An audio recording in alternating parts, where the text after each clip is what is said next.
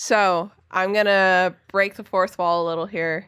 Y'all know it's Easter weekend What? as we're recording, What? which means I don't even know one what that thing is. and one thing only. It means that Lent will be over very soon.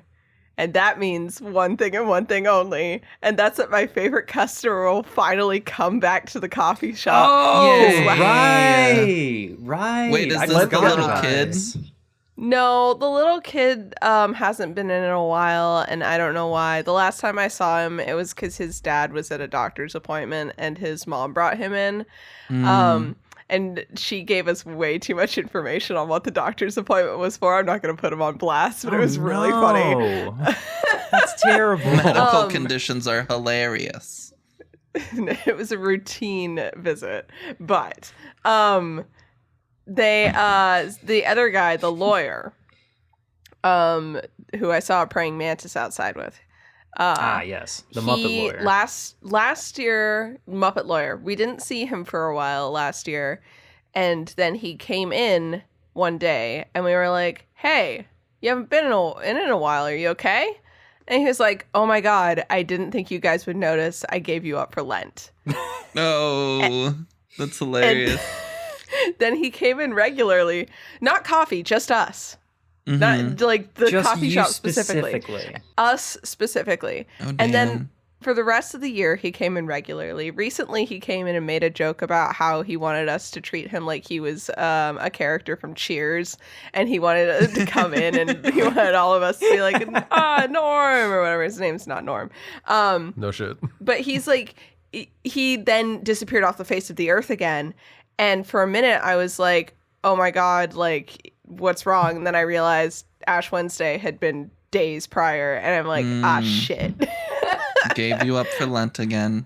He gave us up for Lent Mix it again. up, man. No, I Give up get other it. We're things. No, you can't. We're You a can't double dip temptation. on Lent. we distract from God. No. I get it. God doesn't count it as much if you do the same thing 2 years in a row. You got to shake it up. I wish he would. Yeah, I'm pretty sure that's Kind how of it like works. combo He pays attacks, attention to that stuff. you know, in video games. Yeah. Can I ask Yeah. a question? Yeah. Back when you all were religious, what did you give up for Lent? I Never tried to I give wasn't up. Catholic. Okay, so here's the thing. I talked about about this with Noah recently. Nina gave me up for Lent. No. I was raised Baptist, but my mom is went to seminary and wanted us to get kind of like a range of experiences within specifically like Judeo-Christianity. So like different denominations and a little bit of like we would celebrate Jewish holidays, like we celebrated Passover when I was little, but it all stayed within like very specifically like Catholicism and Christianity.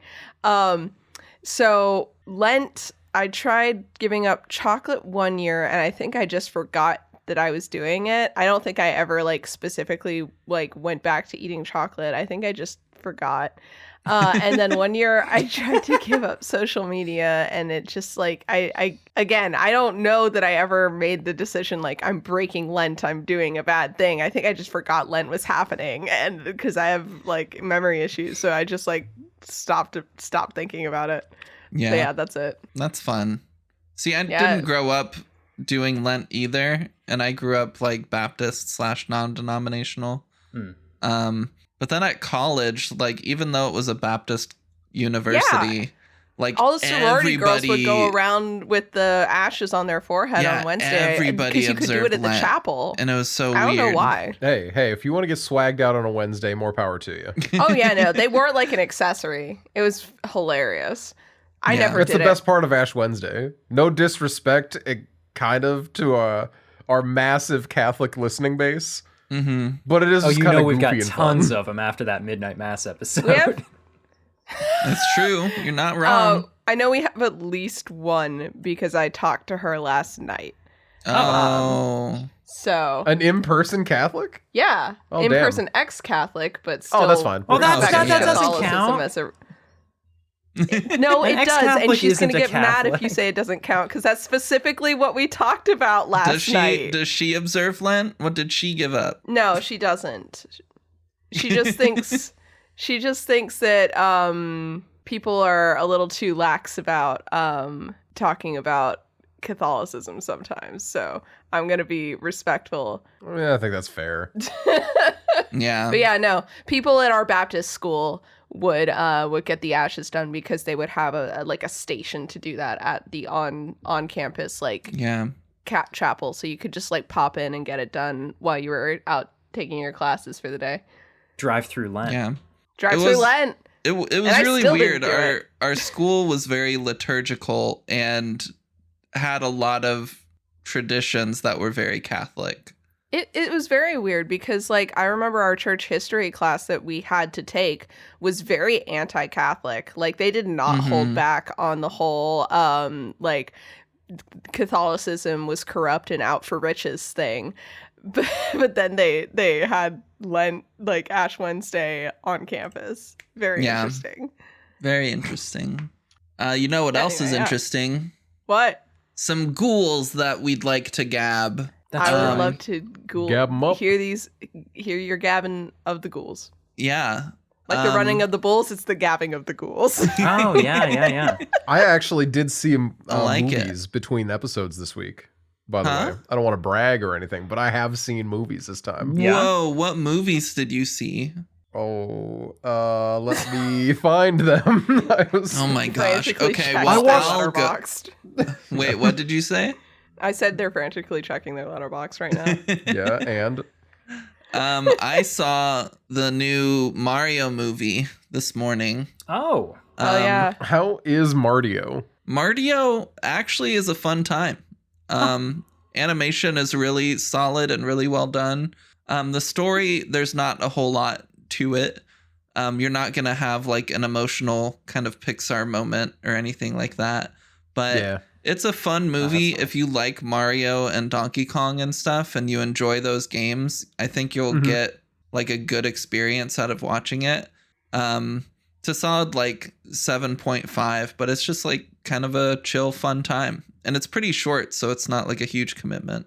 Oh, I that's can live good. with that. One of my coworkers hated it and said he felt like it was dragging on so long. He came out of it legitimately thinking it was a 2.5-hour movie because he was so bored the Wow. whole time. That's wild. Yeah, he really didn't I've been like it. hearing really, Yeah. But really mixed It's That's- pretty I quick understand. paced. Huh. Yeah. I feel like because in my circles, shout out to Dave. I don't actually know how often he listens to us, but he is in the server, I think. Mhm. But regardless, Dave loved it. Dave said if you like Mario and Nintendo stuff, then this is a movie that is dripping Nintendo. Yeah, absolutely. So, I think it was Yeah. a fun time. Yeah. Nice. Any other ghouls? I have a ghoul. Oh, I have two ghouls. I have I'm only two going to talk about one of them ghouls. though. I don't have any. I watched the D&D movie, but all I have to say is I agree with Emma. So. Okay. Oh my gosh, I love hearing that. Thank you. I watched Haunt. Oh, Y'all seen Haunt? Haunt? Haunt is really fun. Cool. The basic idea of it is these people go and see a haunted house, Hmm. Whoa. and the haunted house is full of people that kills you. Oh my Whoa. god. You know, it's Whoa. probably kind of like the most classic fucked up haunted house story in the world, except the big plot twist, which I'm kind of iffy on, is all the people who are murderers are also like heavy body mod enthusiasts. So all their Oh. faces are like, yeah, they got like the eyeball tattoos to black their eyes out. They got like Uh-huh. big metal horns and shit like that coming out Huh. of their skin, which I think looks sick as hell. But also, like I said, I'm a little mid on and as we all know, body mod enthusiasts are murderers. Yeah. Right, Yeah. yeah. When are you gonna enter your body mod phase? Hey, Jeff, you want to cut this out? I'm gonna cut that. Yeah, Oh, yeah. God, I'm I- sorry. I'm sorry. But anyway, Haunt is really fun. It is really funny how much it shies away from violence. Oh, That's honestly my biggest critique of the whole thing is the camera cuts away a lot when we go in for the hits, oh, okay. which for an otherwise like very bloody movie, like you see bodies laying on the ground drenched in blood, Uh huh. and it's like, oh, okay, this is just going to be one of those very gory movies, but there's but then like people will swing at someone with like a fire axe or something like that, and it'll cut away before you see the impact. Right. Okay. Yeah. Okay. When did that come out? Still though, 2019. Oh, so pretty recent. Yeah, very recent. Right before the Big P. The Big P. That's what they call it. That's what they call it, yeah. But I would definitely recommend. It sits very squarely in the realm of Halloween party movie for me. Oh, okay. But this is the Halloween party movie that you have on for your like after dark Halloween party, because it's gonna be violent, but also it's like it really is just one of those movies where you have it on and it looks like something you'd have on in the background of a movie where every now and then someone looks over and goes, "Ooh." Okay. Yeah. Yeah, got it. The costuming's a lot of fun. The design is fun. Thumbs up. Cool. Nice. Now, I think I Jeff, gave this 7. you tell one of yours. Okay, so Yeah, I got a that. classic ghoul. I got a real Ooh, all-time ghouls. classic ghoul for this one. I watched the original Wicker Man the other day. Isn't Oh. that fun? Holy shit, I really liked it. I am not used to seeing Christopher Lee play a character who is as like bright and pleasant as he is for the entirety of his time in that movie. Yeah. And I fucking loved it. That final scene is incredible. Also, I'm Really like I'm it. always a fan of like non-musical style movies where there are just people singing songs that tell you about what's going on in the movie. I don't know if that makes sense, but like I thought that was just a really neat touch. You learn a lot about like, you know, what the people are actually doing that you're not really hearing about through just paying attention to the songs they're singing all the time. Like I think it's cool. It's neat stuff. Very cool movie. Liked it a lot. So Noah, what was your second ghoul? I didn't really have a second. Hulu auto played after I finished Haunt, this movie called Burn, which I Okay. think is more of a thriller than it is a horror. Oh, sure. Mm-hmm. But it wasn't bad. I guess it's the director's first movie, and Okay. second movie. Second movie. And there were people saying, hey, this is like one of his first things, maybe be a little bit nice about it. And I'm going to be honest, I hate that. Don't say that. You can be objective in your criticism about a director's first work, and if it's mid, it's mid. Sure. And unfortunately, this is mid. It's Yeah. a big, great, fun concept, but the concept is unfortunately a little played out by the time the movie ends because the supporting characters don't meet the energy of our main. But if you've seen Saint Maud, Okay. you've already seen this movie. Gotcha. Now, that's not a bad thing. Saint Maud is fantastic. I love Saint Maud. I've heard a lot of good things Yeah. about it. But if you've seen Saint Maud, this is close enough. Okay. That's good to know. Okay. I just remembered I have another Ghoul to Gab. Oh, okay. But it's not I'm non-horror this week with my ghouls to Gab. All of your ghouls this time. I yeah. watched the new Tetris movie on Oh, yeah. Apple TV. Oh, yeah. What's going on in that? How was it? Should I watch it? It's like a take. So if you don't know about the licensing story for Tetris, it's actually extremely wild. Oh. And where basically a Russian invented it, and this kind of person came over from, I think, the UK and would regularly just kind of buy the rights for like little video games, like the publishing rights to make them into like arcade games or video games. And so this person did this with Tetris and brought it back over and lied about the rights that he had gotten. And Tetris became this like really huge thing, and like so many huge companies were interested in it, and it became like a bidding war almost over the rights for Tetris. And it was really, really wild. But this movie sets it up like a spy thriller, and it plays it out like that. And it's a really fun time. And I actually ended up enjoying it a lot. I would give it probably like an 8.2. Okay. If you have Apple TV, Nice.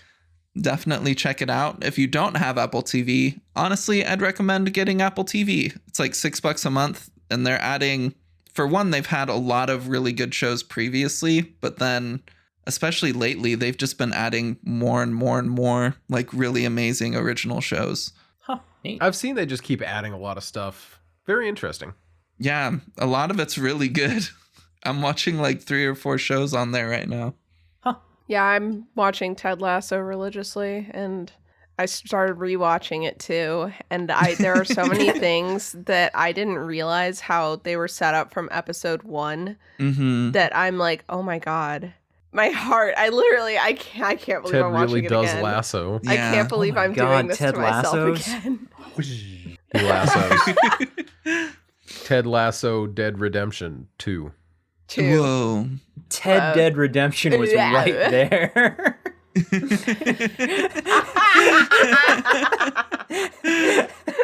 you want me to cut that Jeff, too? what's your last ghoul? No, My you better last keep ghoul. it Cut in. that.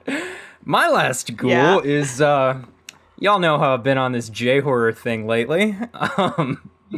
I watched Evil Dead Trap 2.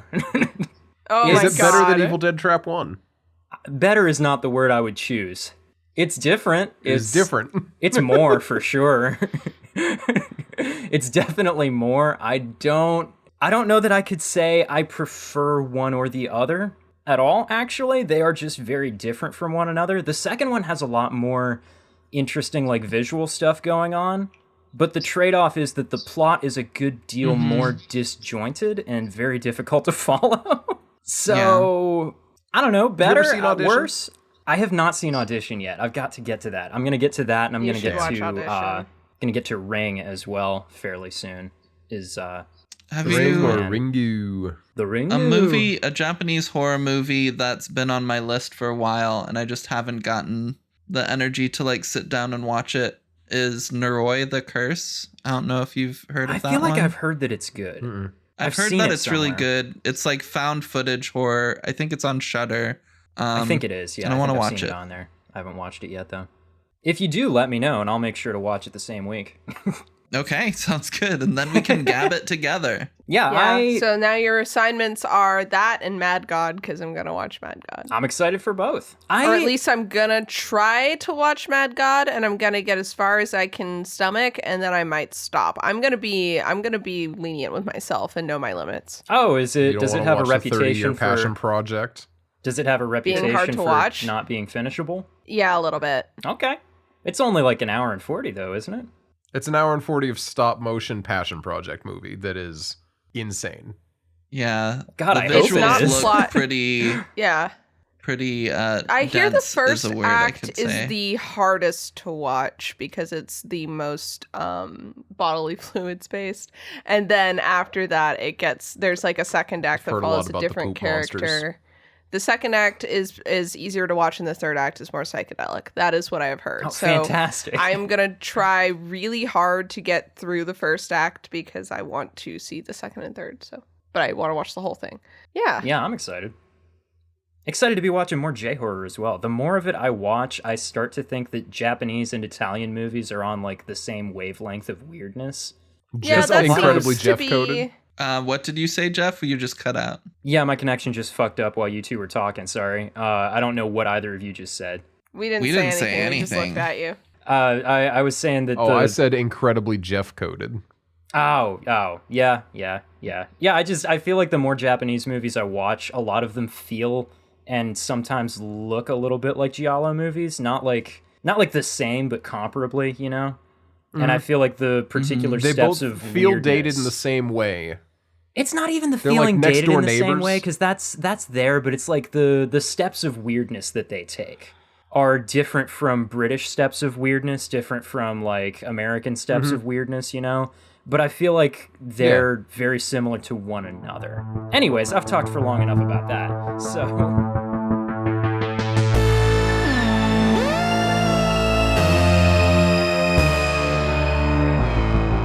Welcome back to Casual Obsession, the horror movie podcast where we talk about horror movies. Once again, I am your host, Emma. With me is my host, Emma. and my other host, Emma. and the final host. Emma. Thank you, Emmas, for joining me today on this wonderful day. Of course, happy to be here. Yeah, absolutely. Yeah. Now, I have a big question for everyone here. Yeah. Do we, the Emmas, like zombie movies? Yeah, I like like zombie movies. I enjoy I a like a zombie zombie movie. movie. Well, I got great I news like for a y'all zombie because movie. this week we watched 28 Days Later. Whoa. Haters will I say know it's you're not probably a surprised zombie to hear movie. this. Haters will say that, and haters are so wrong. They are. It's not even funny. It does sit very squarely in the realm of legally we didn't say the word zombie, so you can't hit us with the zombie tax. Well, and I sure. love that, And the personally. big gripe that people always bring up is that it's they're not reanimated corpses, they're just infected humans. But like it walks and quacks like a zombie movie, so it's a zombie movie. Exactly. Yeah, no, it follows all of the genre conventions, and I like everyone's doing, like, it's the same thing with The Last of Us. This isn't even a spoiler. If you kill someone, then they're dead. If you kill them before they get infected, that's it. Oh. That's like a tactic that's used by the army, is to kill people so that It sure kill is. them while they're not infected, so that less infected will show up. So it's like there it is. That's the same thing, and everyone's always like, "Oh, Last of Us isn't technically zombies because it's mushrooms or whatever." And it's like, yeah, whatever. It's zombies. Shut up. Yeah, it's It's like fucking Stephanie Meyer saying that the werewolves in Twilight are just shapeshifters who can only shapeshift into wolves. It's God, I love that. It's like they're werewolves, Steph. No, Shut she up. needs to leave the back door open for werewolves to come in that can be objective bad guys. It's Well, different. no, it's the fact that werewolves don't usually like have a moon transfer. Yeah, they normally like, have the moon rules phases and affect their stuff. transformation.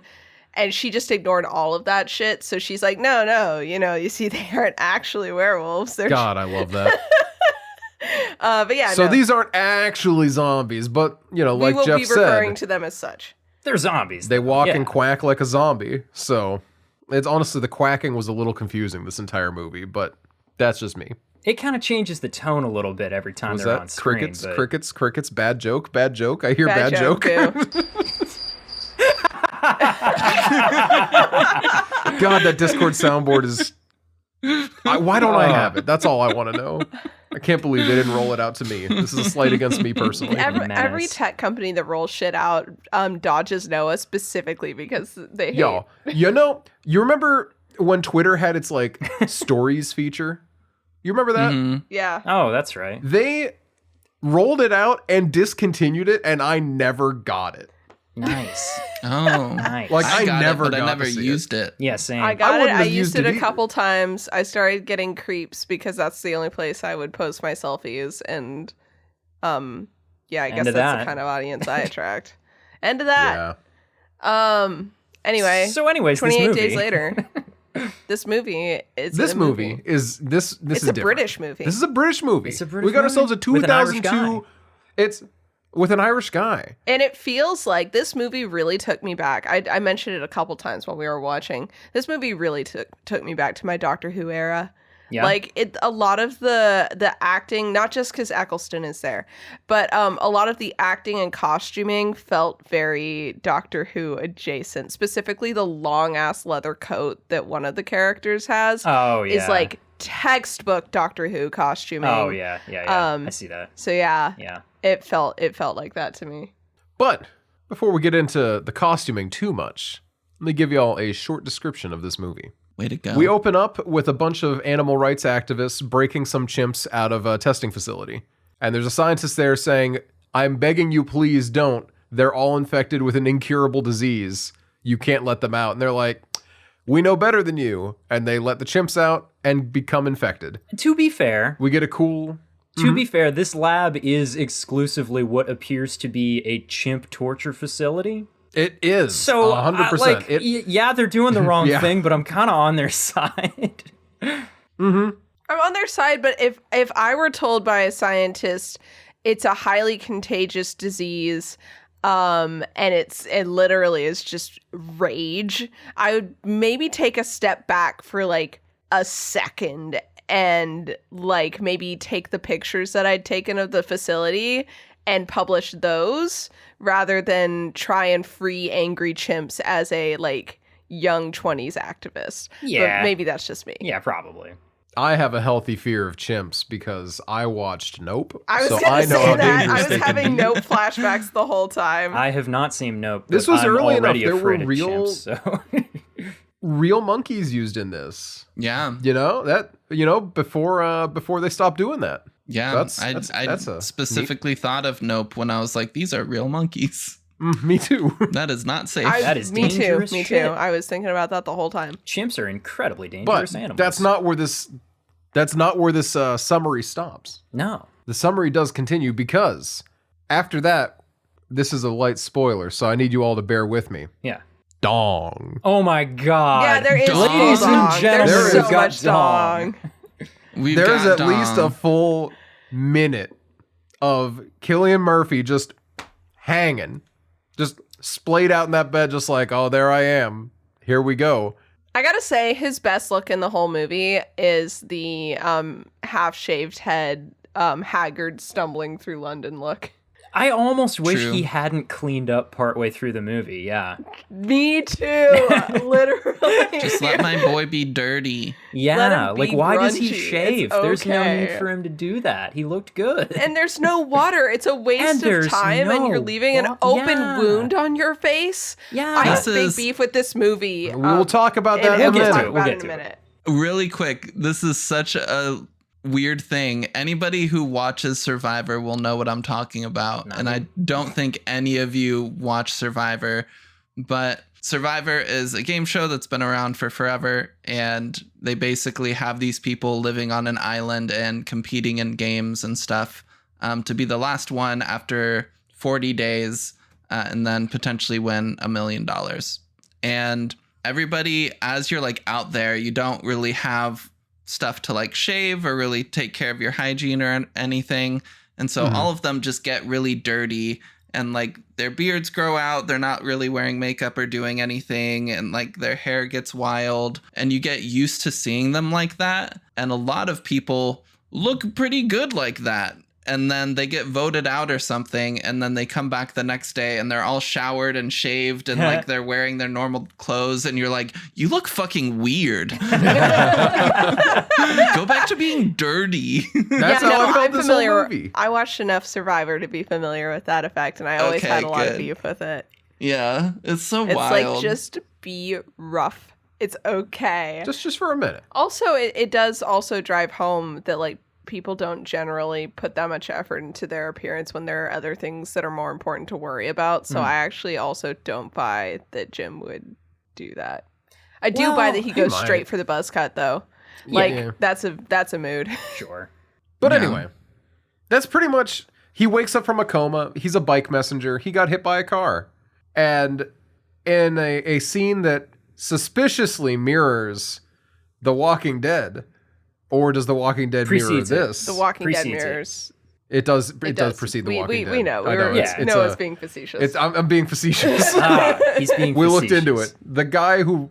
The man who wrote The Walking Dead very, very clearly claims he watched this after full drafts were scripting done. the initial comics Okay. for this. I But believe him. who's to say? I believe him. It's the movie It doesn't make a itself, difference this movie- ultimately. Like, It It doesn't. doesn't.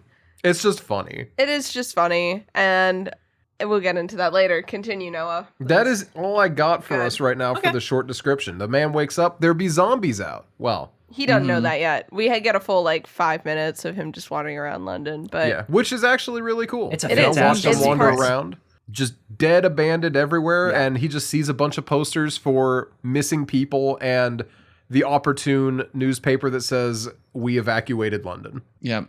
Yep. Good stuff. yeah. And that's where I'll so pause us for now. how was this movie received though? How did people like it when it first came out? It got good It ratings seems initially. to be a pretty well received movie. Yeah. On IMDb, we got a 7.5. On Rotten Tomatoes, we got an 87. Metacritic's hitting us with a 73, and Letterboxd with a 3.7 out of 5. I didn't check Whoa. to see if this was an Ebert or not, because that would have been an actual Ebert, possibly. But I didn't check, so would've been. who knows? we can. Well, it would have been the era, at least. He probably Yeah. still had other people working for him at the time. Well, I but mean, certainly, yeah, but I mean, like, this The movie was a important big thing- deal when it came out, though. Like, it's known for having revived the zombie genre in the 2000s. it was also a really, groundbreaking movie in the sense that this movie was shot entirely on digital camera in an era where digital cameras were brand new and fresh. Mm-hmm. And Which you can unfortunately tell. means Yeah. that it did not age well in the visual department. Yeah. It's a bit rough. There's not much to be done with that, It- especially since I have it on DVD. I believe they filmed it in HD. But I don't. DVDs think, aren't HD. No, I don't think there is. No, not even in 720. Digital cameras had not. Maybe 720. Yeah, but like that's if it all hits I thought. Not 720, like that's the 1080 or best it anything. hits. But like, Yeah. yeah, I don't know. I've got some like trivia on that stuff that we can get to later. But it I'd love to was get to that it later was then, for yeah. like practical reasons largely because of the empty London shots. We'll get to it in a few minutes though. All their camera money was spent on emptying London. So true, bestie. Ebert gave it 3 stars. Ebert I think. did. Yeah, 3 Yeah. stars. Great. How many stars though, Out of- Jeff? How many stars? If you were Ebert, how many stars would you have given it? Well, if I were Ebert, I would be rating it on a 4-star system, which I personally don't do. So for me, being not Ebert, I'm giving it a 9. I don't know how that converts to a 4-star system versus a 10-star system. I'm not gonna lie. I've always found his 4-star system to be incredibly frustrating. so It's annoying. weird. I don't like it. It is annoying. But that's what I 9 say. though. I That's a give it good 9 number. out of 10. That's a good personally. number. 9-star Emma, Jeff. what about you? Are you a 9-star Jeff in this, the year of our Lord, 2023, on today of all days, Easter Sunday? It's not It's Easter not Easter Sunday yet. It's Easter Saturday. Some might even call it Black Saturday, I think. that what it's called? Is that what it's called? Is it Black Yeah. Saturday? Yeah. Damn. That's the day after Good Friday? Yeah. I never That knew that. sounds Because it's a right. day Anyway. of like wallowing and like sadness because Jesus died and there's no hope left. Oh, damn, I Got forgot it. to wallow in Thursday. sadness today. Yeah. Yeah, I Dang haven't it. had time to. No, that's I've just- that's on the books next. I've been after so this. busy being happy today. I mean, Damn, all I've done is play faster than light all afternoon. God damn it. Shit. Emma. Yeah, so I think this was either the first or second zombie movie I ever watched. Oh, wow. When I was like a teenager. And so I remember back then really liking it and being really impressed by it. But rewatching it, it doesn't hold up as well, I don't think. No? And there are parts of it that really bother me. Sure. There are no, parts of sure. it that really bother me as well. I'll get into them. Thank God. So I'm going to give it like a 6.5. It's still like good. And I think especially for its time, it's really good. But looking back on it today, I think there are some parts and some things that really hurt it. All right. Okay. Yeah. What about you, Nina? I had not seen this before. I had it hyped up to me a lot. I was really looking forward to it. I really liked it. Fans of the podcast will know that I really like contained stories and that I also tried to start The Walking Dead, but I kind of knew where things were going by the time that I got around to watching it, and I just could not get into it. And I think part of that is because The Walking Dead is one of those shows that just goes on for way too long. Luckily, 28 Days Later is like The Walking Dead if it had an ending.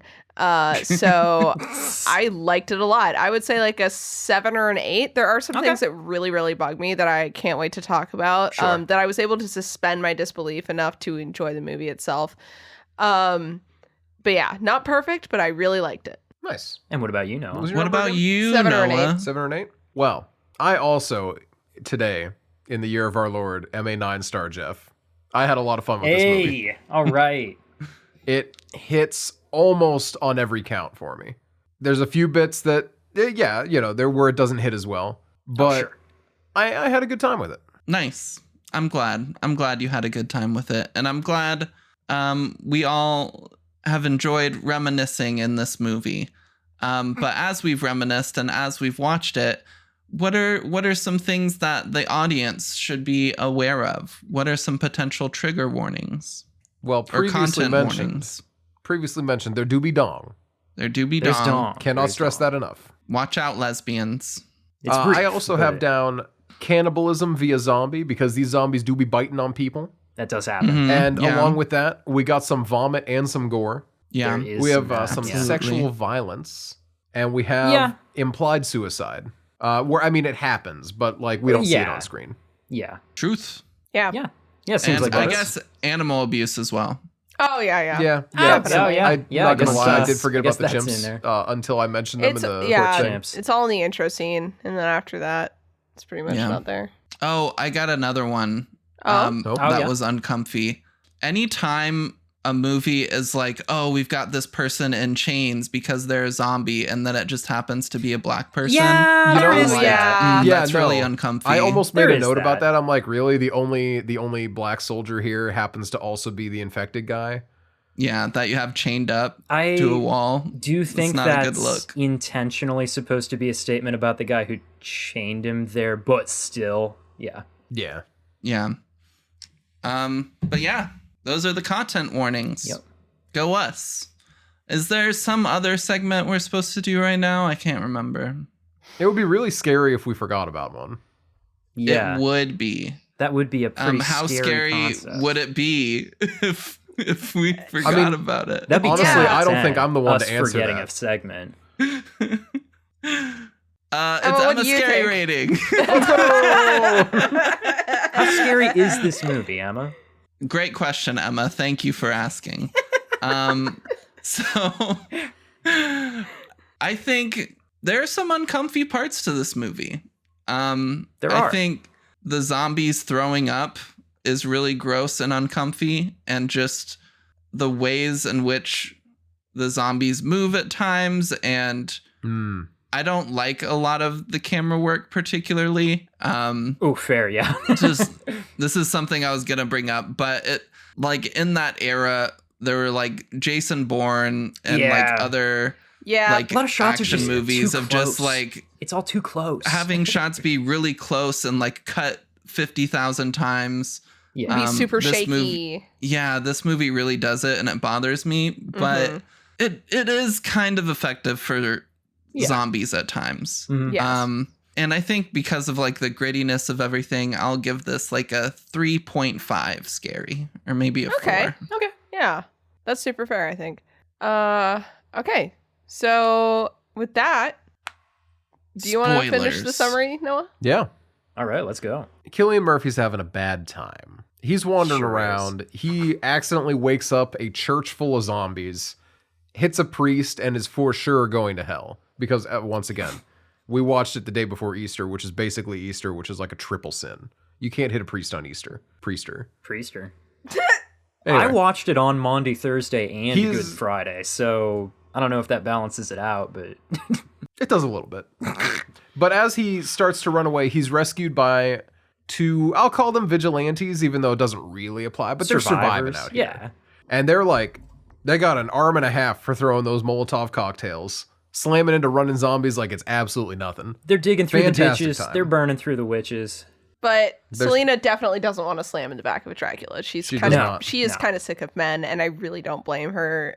Under the circumstances. The no. message this movie wants to tell with Selena is really clear right off the bat, and it's that if you were a woman in the apocalypse, it would fucking suck. Yeah. Mhm, Yeah. Yeah. Mm-hmm.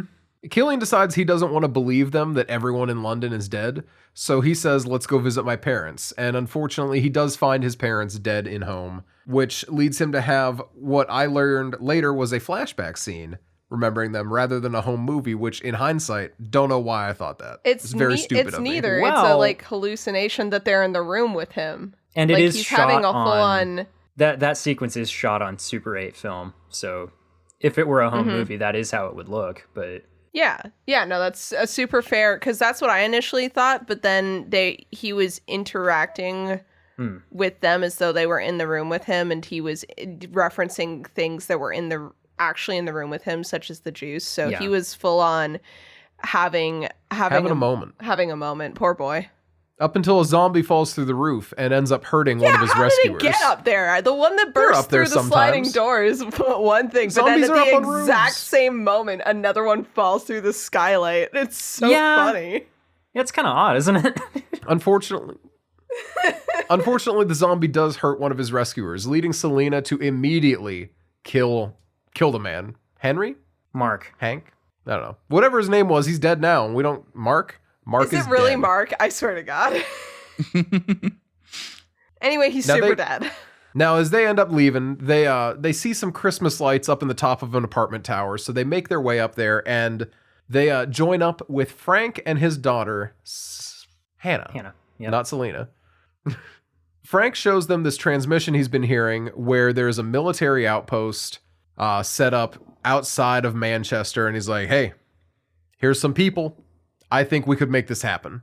So they end up hopping in his cab because, of course, Frank is a cabbie. Yeah. And they make their way all the way out there. Takes them a while. They end up finding a entirely unlooted shopping mall full of food, which has, in my opinion, one of the funniest jokes of Frank looking at the fruit display and one entirely untouched tray of apples that has not rotted away. And he's just like, irradiated. And picks the entire tray up and walks out. See, I thought you were going to say the part 2000s where... 2000s and so peak. I see in that sequence, I love the way that he just leaves his credit card on like a counter as they walk out. That's also very funny. It's also very funny when Jim, who is Cillian Murphy, is just looking at things, trying to pick what whiskey he's going to steal. And he's like, don't steal that. Steal the good stuff. You can't just take any old crap. And proceeds to grab a $300 bottle of scotch. It's a Lagavulin. I love 4 of them. them, actually. He takes 4 of them, yeah. Unfortunately for all of them, though, after they manage to make their way through an entirely blocked tunnel and make it all the way to this military outpost, they find there is nobody there. And this is something that really bugs Frank. He's like, I need a second here. He goes off wandering. He yells at a bird and tries to scare it off, but the bird was perched on a body, and the body dropped a single drip of blood directly into his eye. And he realizes what's happening immediately, tries to make sure everyone stays away from him, and is immediately gunned down by the soldiers because there were soldiers there. They just weren't letting him in yet. Assholes. And once he's dead, Assholes. once he's dead, they rescue him, the remaining 3, and bring them into the compound, where we see Christopher Eccleston as With bleached hair. Why did they do that to him? red hair, yeah, red hair Eccleston. weird. It's It's a weird. decision, and he's there telling Jim about all the stuff they have going on, which is we're safe, and they're also very safe. You can trust to stay here with us. Thumbs up. And then it goes sour really quick, where he's like, hey, just so you know, we started playing this tape because I promised the men that we'd attract some women here because, frankly, they're all super depressed because it's just us and we thought everyone else was dead. So, you can get in on this if you want to, or you can leave, but the women are staying here. And it is no uncertain terms what the implication of everything is happening. And Jim doesn't like that. So they decide they're going to take Jim and the one other soldier who's like, hey man, this is kind of fucked. We can't do this. They decide to take them out and put them in quarantine, so to speak. Waste them. There's a big old pile of zombie bodies out there. So you get the idea immediately, but luckily Jim manages to get away in such a way that they're like, well, he's dead anyway, so we can just go back and everything's fine and dandy. But Jim doesn't take this lightly and proceeds to ring the air raid siren that they have as an emergency alarm on the border, so that not only does he attract tons of zombies to their location, but he lets loose the aforementioned soldier who was chained up, who is also a zombie. Yeah. Lets him loose in the house and ends up pretty handily disposing of every single member of this special army group that is stuck up here, rescuing both Selena and Hannah. Yeah, I that's there's a lot of this movie that is a show don't tell. Yeah, well, so I'm trying to. Yeah, do you want go to ahead. cover the actual ending real quick before we get into the more details? Yeah, they stuff? after that. Yeah.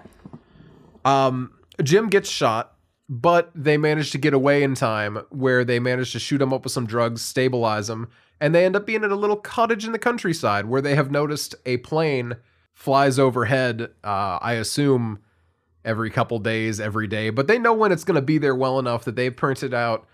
I don't know why I said this, sewed together gigantic letters that say hello. Yeah. So next time he flew by, they were out there waving, saying, hey, look at us, we're alive. And they get rescued at the end. Well, it's implied that they're going to, but It's implied. yeah. It's implied they get rescued. Yeah, and you hear over the radio them calling in saying they send a helicopter for a pickup. Yeah, and a telling of like the plot relevant events of this movie really doesn't communicate much of what the movie really is, because so much of it is like the little bits in the grocery store part that we were just talking about. Like it's little character establishing things more so than it is anything else. The movie is so goddamn dense with these moments. It's really good because it makes you care. It doesn't. So one of my big beefs that I have with The Walking Dead, since we're gonna compare them a little. Sure. One of my big beefs I have with The Walking Dead is that when they want you to care about a character being in danger, they will front load the previous episode with that character's backstory. So you can kind of tell when someone's gonna die because an episode will focus on them.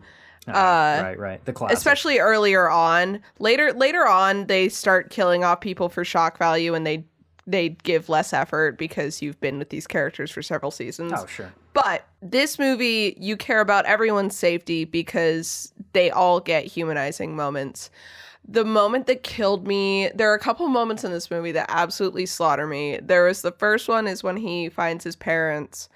And the letter, because he was in a coma after getting hit by a truck driver, because he was a bike delivery guy. Yeah. And courier. He got slammed by a truck and was in a coma.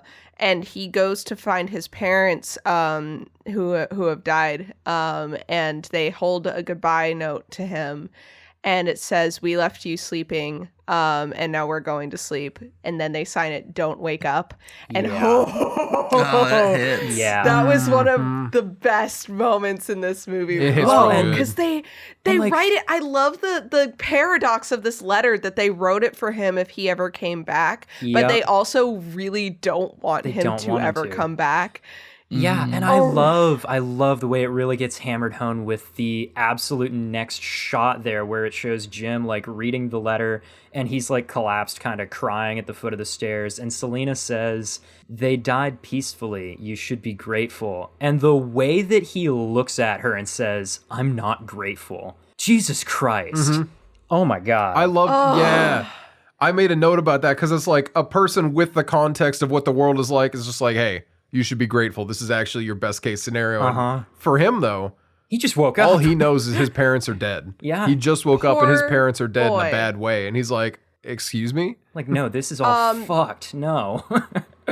The other thing relates directly to this. Jim's most humanizing moments are to do with his relationship with parental figures.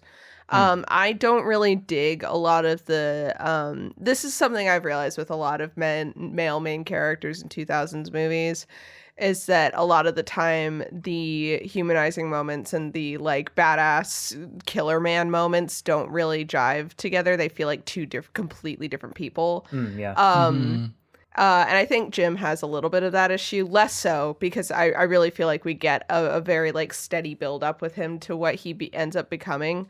But I really loved the moment where he is having a nightmare that they left him behind and that he's going to wake up and be alone again, which like, my heart. And then Frank wakes him up and is like, "Hey, you're just having a bad dream." And Jim says, "All right, thanks, Dad." And I'm like, no, stop. Oh my God, dude. I think it hurts so much. Right. I think the moment in this movie that guts me the most, though, is not one of Cillian Murphy's moments. It's one of Brendan Gleeson's moments. Because the character Frank, Noah didn't mention, is played by Brendan Gleeson. And he is. I think the moment in this movie that really hits me the most is his death. When he gets that drop of blood in his eye and he knows what's happening immediately. And he like apologizes to Hannah for losing his temper. And the way that he says it is just, and then he starts like it hurts so much. Yeah. It's such a good, iconic like twist. And I think it's a very iconic death in the zombie genre. Because it's not like a grandiose, like, get mauled by zombies or anything. It's just this small fucking thing. Yeah. And It's that's- small takes and it's out this- stupid and it's improbable. This pure man. Yeah. And it's and so he was frustrating moments and away sad. from being saved. It's that kind of thing. Okay, so that's what makes the one thing that pisses me off about this movie piss me off even more. Okay, what's These that? characters are not nearly careful enough about blood. Mm-hmm. The That's blood a good is point. like That's a really good point. Like at the beginning, Mark and There is Selena blood show up and they've everywhere got in like this the movie. gas masks on and everything, and it's like, okay, this is how Yeah. they've survived, huh? And then they never wear them again. and she's hacking the infected. She's hacking infected people up. Yeah. and With a machete. With a At machete. least the blunt force of a bat isn't gonna hit you with blood as much as a machete. No. Mhm. And I also hate how he shows up to save her. He is covered in blood to the point where she thinks he might be infected by the way that he's acting. And then Yeah. she goes and he's got blood coming out of his nose. It's all over his face. She doesn't know how much of that is his and how much of that Yeah. is the people he's been beating to death with his bare hands. And she goes in and fucking makes out with his bloody face. No, sir. I Yeah, would not not. I cautious don't enough care there. how horny Not- you are. Yeah. Yeah, no, that was my biggest beef, especially because of Frank's death. Because if it really is that simple, one drop of blood and you're done. Yeah. And she even goes out of her way. Selena does in the first scene where Killian gets attacked by the zombies. She says, did any of that blood get in your mouth? So they draw attention to it. Yeah. And then characters are just getting covered in blood left and right like it's nothing. So that's like my Yeah. big beef with this movie. Well, and if we not enough. wanna get into like other goofs and stuff, there's also moments where they say that there's like no electricity, but then they definitely go to places and there is electricity. Well, in fairness, they drove past wind farms. The wind farms wouldn't stop. But they say there's no electricity. they say there's no Yeah. electricity, and then moments later there is still electricity. So In the supermarket specifically was the one that, yeah, like, obviously everything there you is can't like have so that perfect. scene. It doesn't really fit. It works like as a thematic thing Sure. because it's definitely more hopeful to have the whole place lit up. Yeah. And I can buy the Christmas lights thing because they Sure. have like a big car battery they're running it out of, I think. Yeah. Yeah. But the supermarket frustrated me a bit where it's like, okay. All right, this is all too Come clean on, and man. perfect. But yeah, not But not it's major supposed to be enough for like thematic reasons. Yeah, Like I get it. Same with sure. the blood, where it's like this looks cool. It's the 2000s. People want schlocky, bloody horror. Yeah. I'm just glad we got that intensely long atmospheric shit at the beginning, Hmm. and I can set aside a lot of my suspension of disbelief with the blood stuff later on because I believe the movie will make a big deal of it when someone does get blood into their orifices, and they did. Yeah. So there you go. I just wish they'd taken their own rules a little more seriously. Yeah, just a touch maybe. Yeah. That said, speaking of that atmospheric build in the sequence in the beginning, can I tell you guys something? I fully forget about the entire second half of this movie. Every time that I think about it, I am thinking about the first half, and specifically I'm thinking about the empty London shit. Because that stuff hits. Yeah. That shit's good. It slaps I so love it. hard. Empty London's real good. Yeah, do you want to hear Yeah, some the fun... London stuff is great. Yeah, do you want to hear some fun facts and trivia about all those empty London shots? I Yes. would very much like that, yes. Because I think I've heard them, and I'm skeptical about them, and I'm There's a lot to hoping be that you skeptical confirm or of, deny. right? Because when you hear the stories, it's like, they shot this stuff exclusively in the early mornings, mostly on Sundays, I guess, because those are the days that it was the most open. They only ever had 45 minutes at the most to get those shots. They would be like blocking off streets for like a couple of minutes at a time. And this is where the digital camera thing comes in. Digital cameras take way less time to set up a shot than film cameras do. So this was extremely helpful in them coordinating with like the police and stuff while they were doing roadblocks and such, because normally you would need a ton of time to set up your film cameras and whatnot, get your shots, and then take everything down. Whereas with this, they were able to set up the cameras, get the shots, and be done within a couple of minutes. Yeah. And they had to, because I'm sure, Noah, the story that you're skeptical of is the Sideways bus story. No. Okay. What I heard was for their empty London shots, they didn't feel like paying for a permit, so they shot it all early in the morning. Okay, so that was not to do with... When you hear that story, it's like, all right. All right, all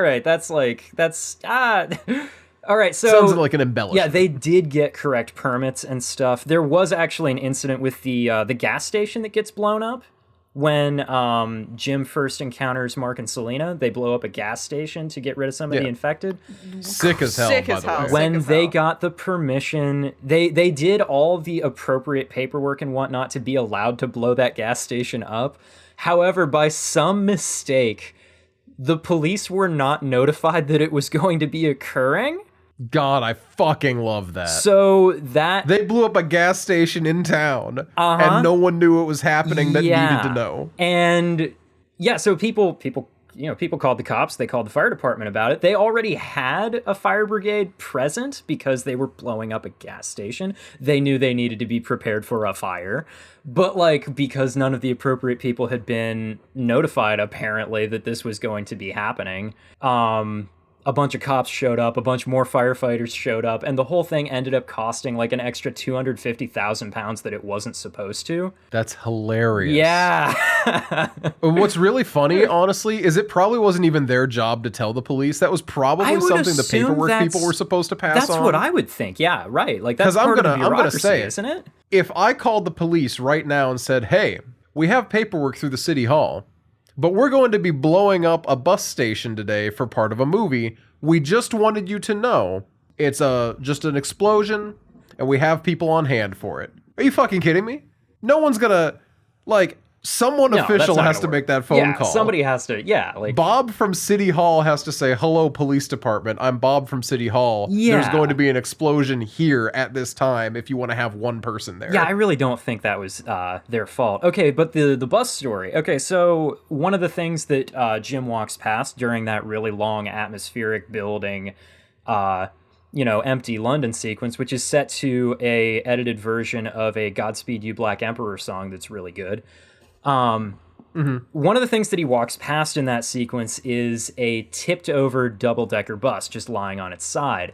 That shot, the shots that have that bus in it, were all shot within a 20-minute window.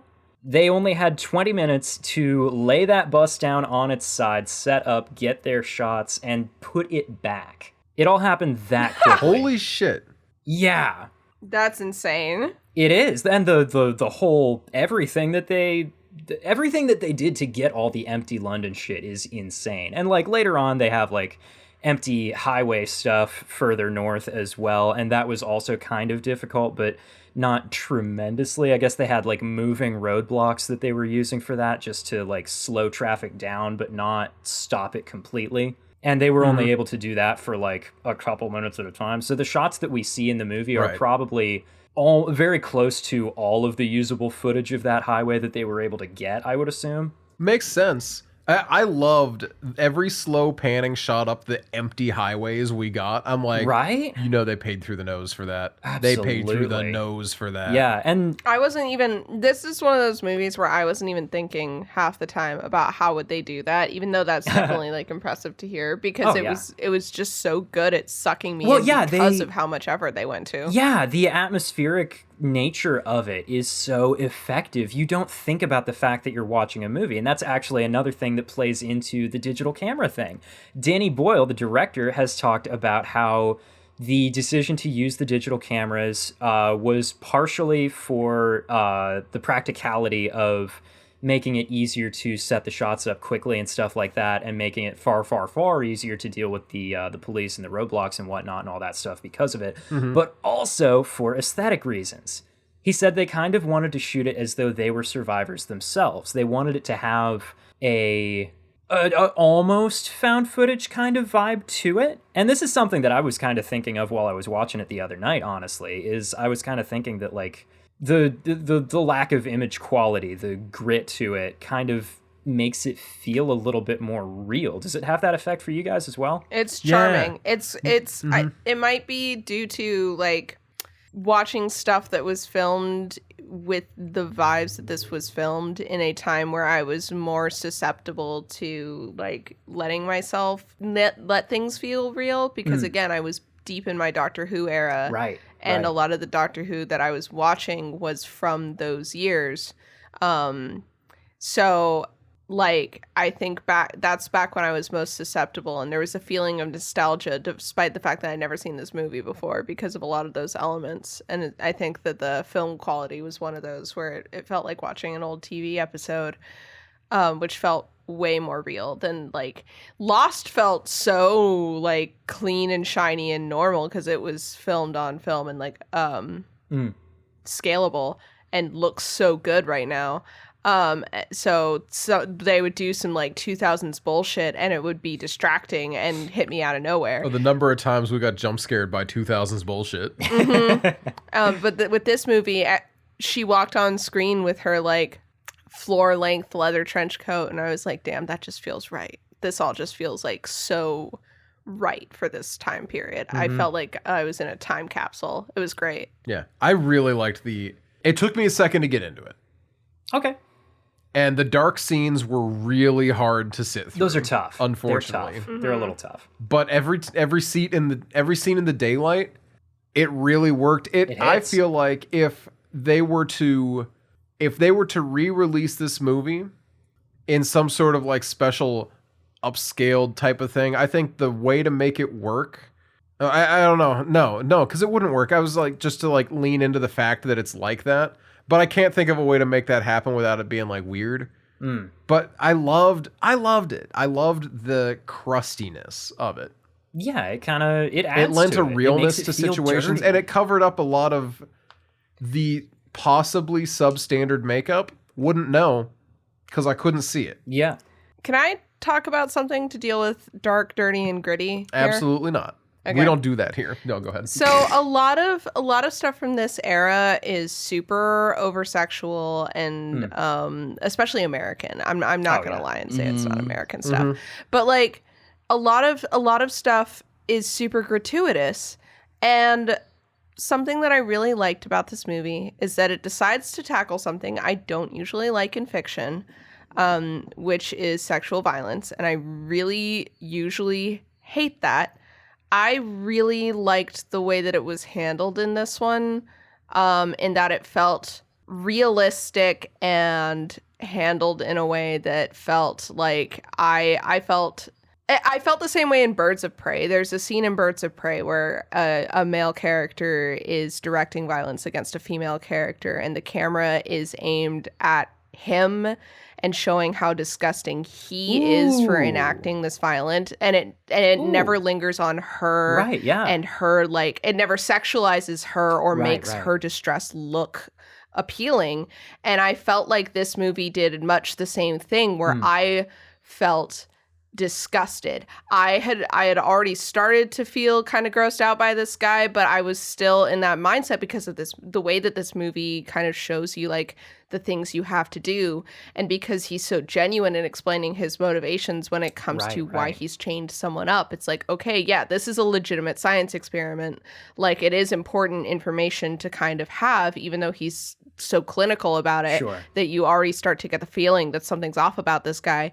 And then later on when it happens, they never go out of their way to show like the women's discomfort in a way that makes you feel like you, the audience, are complicit with what the soldiers are doing. It feels like you are on the women's side to me.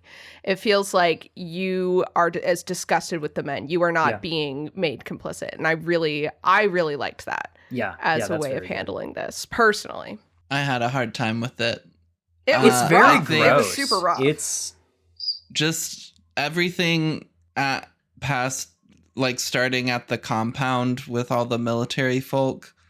Everything from then on, I remembered about this movie, and I really wasn't looking forward to like sitting through it again, because it's just really like gross and disgusting, and I don't like it. Fair.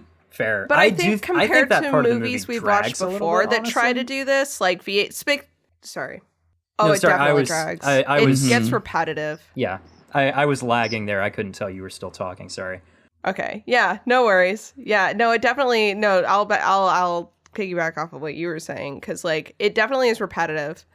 I think that they cut back and forth from a few scenes that could have done basically the same thing. Like it's like, yeah, we get it at this point, honestly. But compared to other movies we've watched on this podcast that have done similar stuff, I'm specifically thinking of VHS, which was blah. That felt gratuitous and gross in a way that made me immensely uncomfortable. This one, it felt, I don't know, it still felt uncomfortable, but it felt uncomfortable in like a like we both don't like this more kind of thoughtful way. and well, yeah, Rather it felt than- like it felt like something was trying to be said in a very overt and outward way. With VHS, it was really hard to tell if the filmmakers were trying to make a statement or if they just couldn't think of any way to make these men seem gross that wasn't just, you know? Right. Like, with this one, it felt like this was a commentary on like women as commodities and on how women would fare in an apocalypse where they're viewed as commodities. And I think that was really interesting because like the fact that they are lured in with the promise of safety and even their ally is considered to have more in common with the men. Like Jim is given a chance to stick on the men's side with this one. Like they're viewed as objects and they assume that there is a reasonable chance that the man that they've been traveling with for days would also agree with them.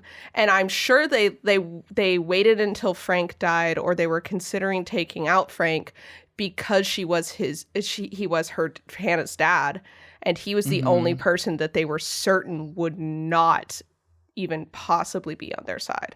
So I think that's like there's a lot of nuance to the way that this story was told. And yeah, I think that there was something being said instead of it just being like, oh, we want to tell an uncomfortable story because we think it's cool and edgy to be uncomfortable. It felt like there was actual thought behind why that was the story they were telling. Yeah, I entirely get what you mean. 1,000%. Understand, agree. At the same time, though, there's a real exhaustion with a lot of movies around this time period. And since then, I think I'm still kind of, or like the movie business in general is still in recovery from this, of like movies that are like, oh, we're trying to be dark and gritty and realistic. So of course we've got to have scenes about women being like sex commodities and things like that. And men like treating them badly because of course they would, because they're women and they can't protect themselves. Yeah. And it's just kind of jumping back into a movie like that. It's exhausting to kind of like sit through again. Absolutely. No, I totally agree with that. That's where as I'm well. at. Get that. I totally understand that. I don't think that everyone needs to like it. I just personally thought compared to a lot of the ways that I've seen I don't even think it's necessary that you like it. It's that you feel it was handled better than any other 2000s movie with sexual violence we've had to date. Exactly. Okay, can I'm sorry. I know last thing. Okay, yeah. It just real quick. All that I mean is I don't think it counts. I don't think it's a strike against this movie.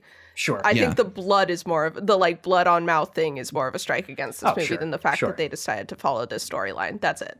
Okay. The blood on mouth is such a problem. Yeah, it is. It is. Okay, so I know I was None of this. No. All right, so I know I was just talking for a little bit too long about the whole like digital cameras and empty London and stuff and whatnot. Do y'all mind if I go off on something for a minute or two again, even though it's so soon? So all the military stuff on the back without half. waiting. You were all quiet for long enough. I'm going to start talking. So all the military stuff on the back half of this movie reminds me a lot of George Romero's Day of the Dead.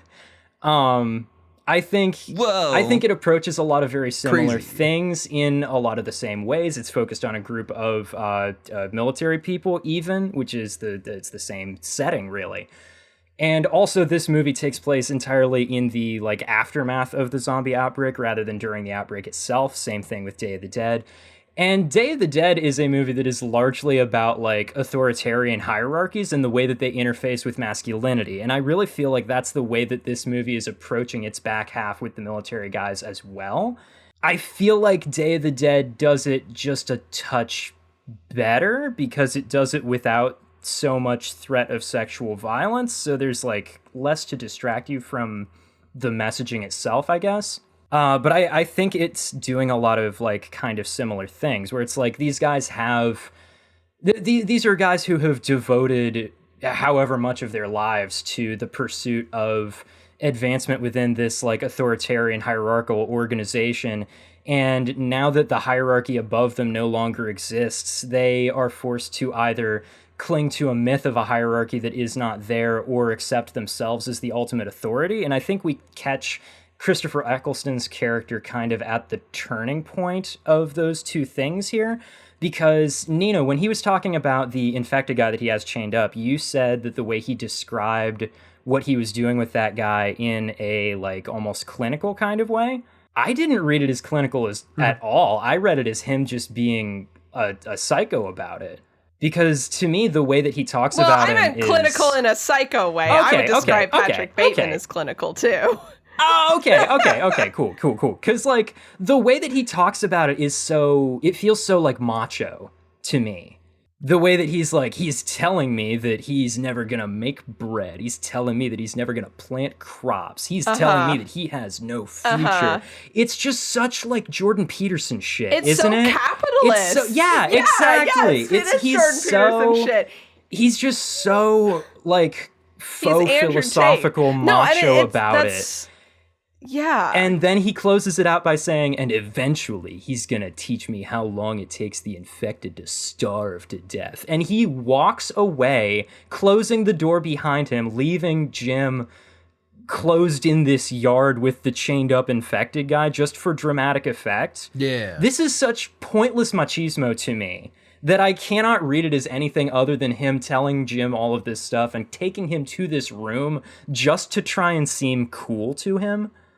Oh, 100%. It's as, Lord like, of the Flies just shit. as like a it's show all of Lord of the power. Flies shit.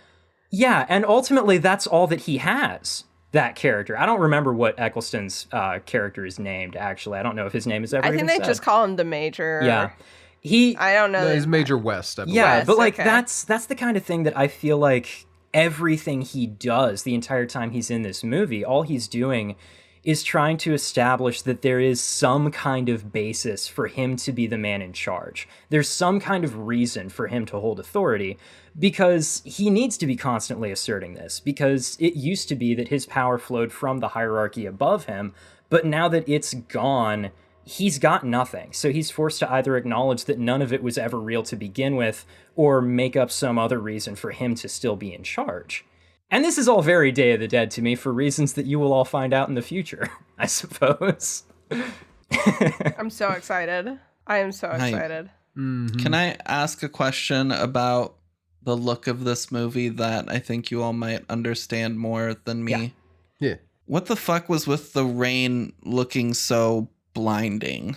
I literally, that scene was happening and I turned to Noah and I was like, I love seeing things. I would love to see things again someday. That's probably just the low res camera and too Okay. heavy I on would the think. on the fake Rainworks, yeah.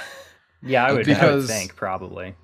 It was really hard to see shit. Yeah. It's possible that if we watched this movie on a smaller screen or something like that, it might have shown up better even. Maybe. But no, yeah, I would guess that it's just hard to see because bad cameras and too much fake rain. Because that is something I noticed is the fake rain coverage was heavy as hell. It was so noticeable.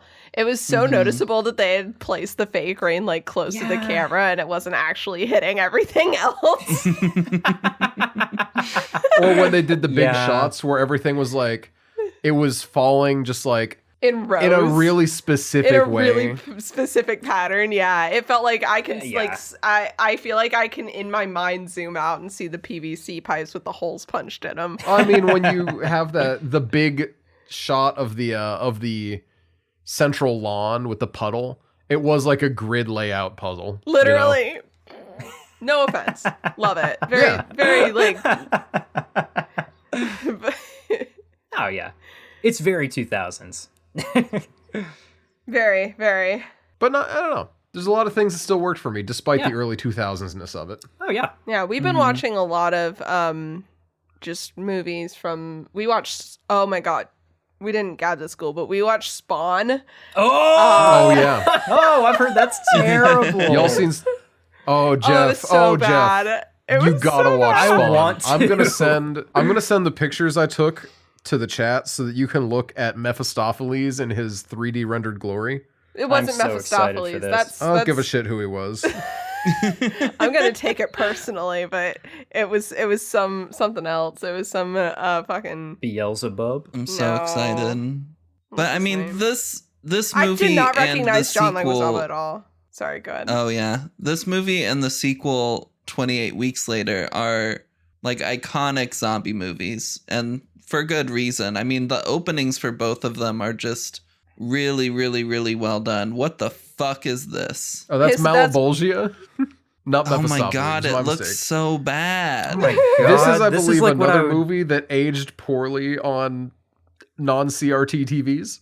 It Oh looks my so low gosh. poly. It's so Oh awful. my god. It's Yeah. wild because there was no technology to make Spawn's outfit CG, so his whole outfit is practical and it looks great. His but cape is unfortunately, CG. his cape is CG. Oh no. But unfortunately, the suit is too solid to let his face move, so there's no like CG eyes to make him look expressive. Right. Oh So my god. you end up with the Spider-Man, like the Sam Raimi Spider-Man issue of there's no emotion coming off that face, Right. Because Yeah. his eyes just aren't moving, Yeah, so they spend So a they lot have of to the take his time with his mask mask off. off a lot of the movie. and it looks terrible. Yeah. No. No, it's Terrible. but anyway, we've been watching a lot of older like dark action and horror movies. Right. Mostly dark action, honestly. A lot of good ones. And like no, not us. okay. We aren't watching the good ones. Okay. Yeah. We're A lot of fun ones. yeah, we watched a few of the Resident Evils. Lara Croft. You finished Psycho Gorman just yet? all the Blades. Oh my Shut god, up! Don't ask. we're Shut like up! halfway through. Yeah, you were we're halfway also through last time we first talked Pirates of about the it. Caribbean movie. Yeah. Shut up! Don't ask. Shut up! Look, we anyway. The point. Emma was No talking about excuses 28 here. weeks We- later. Yeah. I've never seen it. Have you? I want to watch. I've never seen it. I want to. I'm going to on my own since I don't think it's on our lineup for this March of the gosh. Zombies. Not for this March of the Zombies. It has own it. one of like the best openings to a zombie movie Does ever. it? I'm so It's excited. Iconic. Okay. I've heard Cool. really good things. I've heard nothing. I've heard absolutely nothing about it. I've heard some people say it was better than 28 Days. Okay. Yeah, that's the large like contention that I I remember. was gonna say, Over I have time. not heard people say that. Okay. They are tied Really? in ratings though. Oh, okay. That's Uncommon. insane. That's uncommon. On Letterboxd. Sure. I don't know about everything else. I didn't check. That's just That's really- generally yeah, no. That's uncommon for sequels though. That's cool. I'm excited. No, very. Yeah. I'm excited to watch it. We'll probably gab that ghoul next time before. If we watch it before next time. I plan on watching it before next time. Yeah. We'll see. We'll see. Emma, We'll see. You have see. anything else you want to say about it though? Of the iconic intro? No, because I don't want to spoil it for you. Yeah, I was going to Oh, say, super don't valid. make Fair her enough, fair enough. spoil it. I'm just making Yeah. sure that we didn't accidentally cut Emma off. That's all. Sure. Yeah. No. All right. Back to the I was just saying both of these movies are great at having iconic intros. yeah, which this one most certainly does. I love it. Although, actually, speaking of the intro, did it occur to any of you? I only just realized this on my most recent viewing of the movie. The whole opening with the chimps and stuff. No character that we follow for the rest of the movie ever knows about that. No. Yeah. None of It's them have completely any just for our idea about benefit. that. They. I almost wish they just hadn't done it. I don't. I like. So I like. when I was copying this, it was copying the commentary track as well. And when it was playing it back, it was automatically playing the commentary track, which frightened the shit out of me. But in the commentary track, They were saying, we feel the most important part of this movie is to give you the information of the plot and never return to it again. Oh, that's okay. Yeah. Fair enough. Yeah, because I liked it. Yeah. I liked that we, the viewer, got that choice. explanation and then got to see the effects on the world and the way that people talked about it without ever knowing what we know. Mm-hmm. Yeah, no, that's fair. Yeah, I don't know. I like how they very intentionally went out with that thought in mind. They're like, hey, that's it. That's that. You got your plot, and we're never coming back to the inciting incident, so hope you liked it. That's what I really like. That's like my big problem with the World War Z movie versus the reason I really love the World War Z book is the World War Z movie focuses so much on solving the zombie problem and getting to the bottom of like everything versus the World War Z book is basically like every chapter is a 28 days later. It follows one person's specific experience with the zombie apocalypse. Yeah. That's all I want. I don't need to know about the cure or anything. That's why I like Train to Busan as well. It's like, let's focus on... It's just stuff that people are doing. This. Yeah, it's just surviving. It's figuring out what you're doing. The reasons don't matter that much. Am I misremembering? Oh, sorry. Am I misremembering? Or I feel like a lot of zombie media around this time went with the virus came from monkeys excuse. Yeah, there was a book by Orson Scott Card called it was the second book in his Empire series, which I didn't read the first one. I read the second one specifically because of the virus element. But that one also was like it came from monkeys. So that was another one that I remember was like the like patient 0 was a kid who got bit by a monkey. So yeah. I was not aware of that. I do know did it too. The way that they came up with the way that the zombie virus presents in this movie was kind of modeled after Ebola, actually. That's what Orson Scott Card's one was modeled after as well. Okay, well, there we go. Ebola. Yeah, that. Because I remember the way that he describes it is like basically like a lot of blood coming out of a lot of orifices. Yeah, just blood coming out of you everywhere. That explains the throw up. Yeah. Yeah. Yeah. No. When are they gonna make a movie about the F-Bola virus? I missed the ones on the ABC. I'm holding out D for ones G-Bola, as well. personally. I'm most excited for that one. Real Bola heads know that G-Bola is where it's at. I don't know what it is about the real blank heads joke that really always good. It really works for me. It's good. Jackson Core. It is Jackson Core. Jackson's the only person I ever knew who made the joke, and it's evolved past him for me now. Jackson texted one of our mutual friends today and said, something like, "Are you pie pilled? Are you a real pie head? I'm on a pie kick right now. Do you want to come over and have some?" Jackson's been on pies for a little while now. Yeah, the last time I was over at his place, we were baking apple pies and they were delicious. He's got the best recipe for a pie crust. Holy shit. His crusts are so good. Man makes a good pie. Well, I'll have to take your word for a minute on that because apparently he's talking to everyone but me, so that's fine. Anyway, I guess that's it for this movie. We're talking about pie now. I get. We're talking about pies now. If there's no objections, do we have other like good stuff that we want to draw attention to, bad stuff we want to complain about? I think I've got mine all out there. There's a wave of rats at one point. I love that. Love seeing it. God, I didn't think about the fact that rats would be a legitimate issue. God damn. We should have done that. We should have included that in trigger warnings. I'm so sorry. And the way they all just come ocean of rats through the tunnel in a wave. Running down that it's incredible. Underground tunnel. Yeah. I love that part. I love it. That was so good. Noah's notes? Yeah.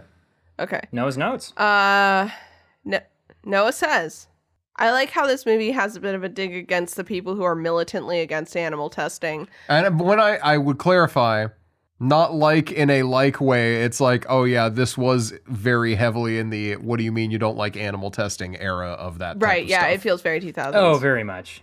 When I was talking to Becca about this earlier today, actually, and she asked if I thought that was intentionally like a dig at the notion of people performing activism without actually having all the requisite knowledge for the field. Mm-hmm.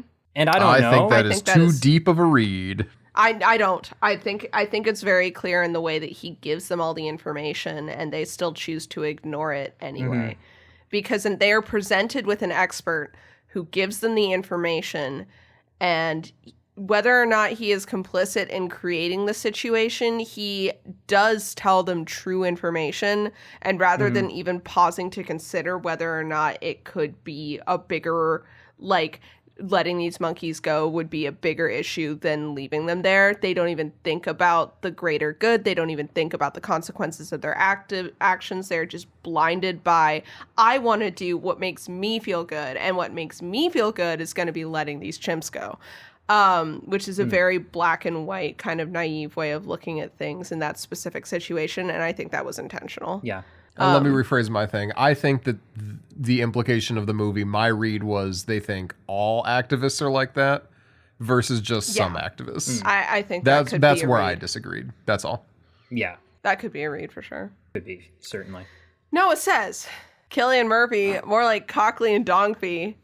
Fallion Murphy, Dick Murph. Incredible. Pause for effect. I'm very proud of Cockley and Dongfy because that's really bad. That's like awful.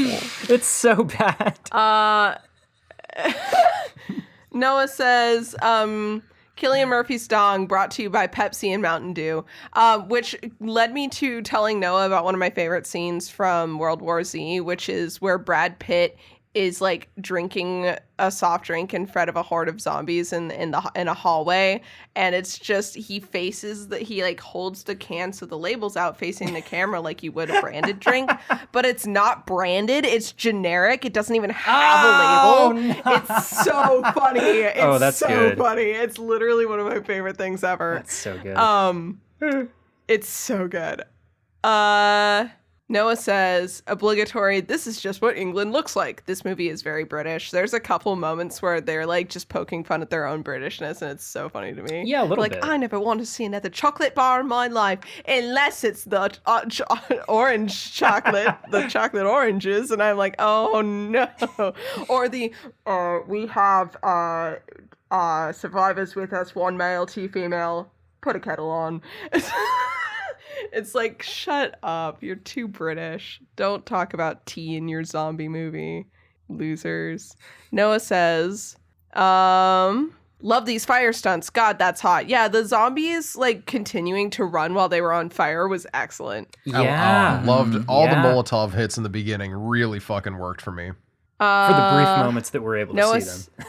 Noah says, I hate our stupid-ass DVD player for how it does subtitles. There is no reason to have the text subtitles in French. Every time there was text on screen on a newspaper or on the, like, family recipes, we would have subtitles in French that just said the same thing. It was so funny. What? I don't know why it was like that. I didn't set it up to do that. It just did it, and I couldn't turn it off. That's so weird. Okay, here's another...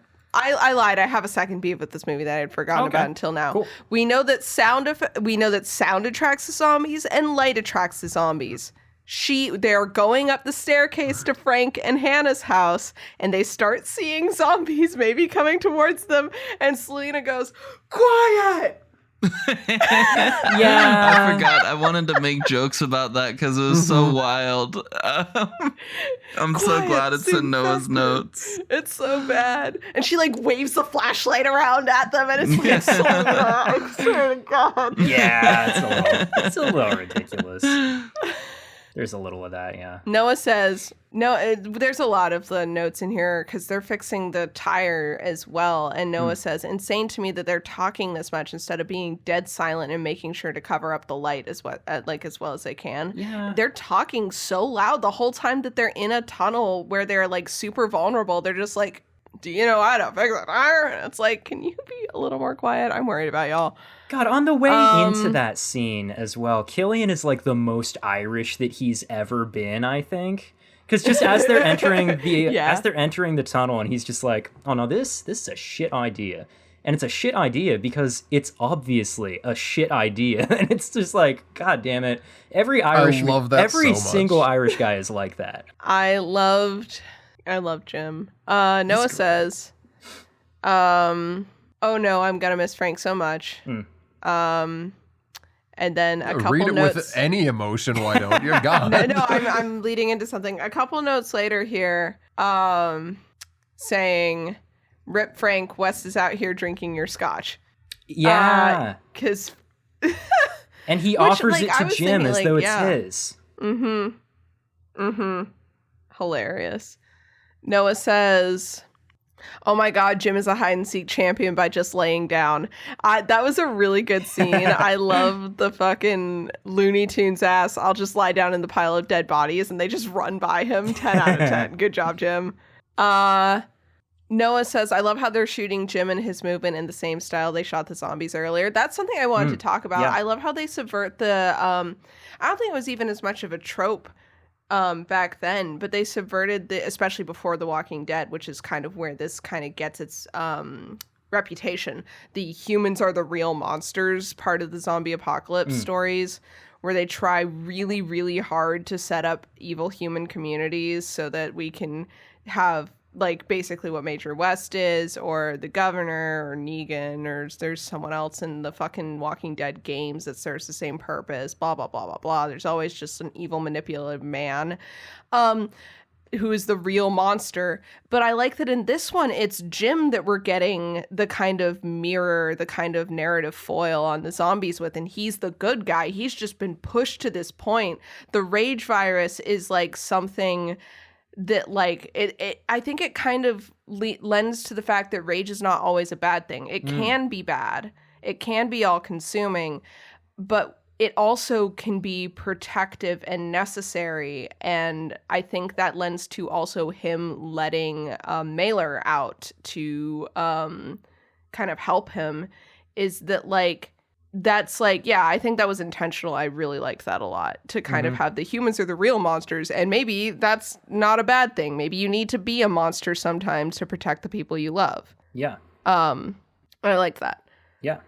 And the way that Mailer like... Oh yeah, Noah has that note in here as well.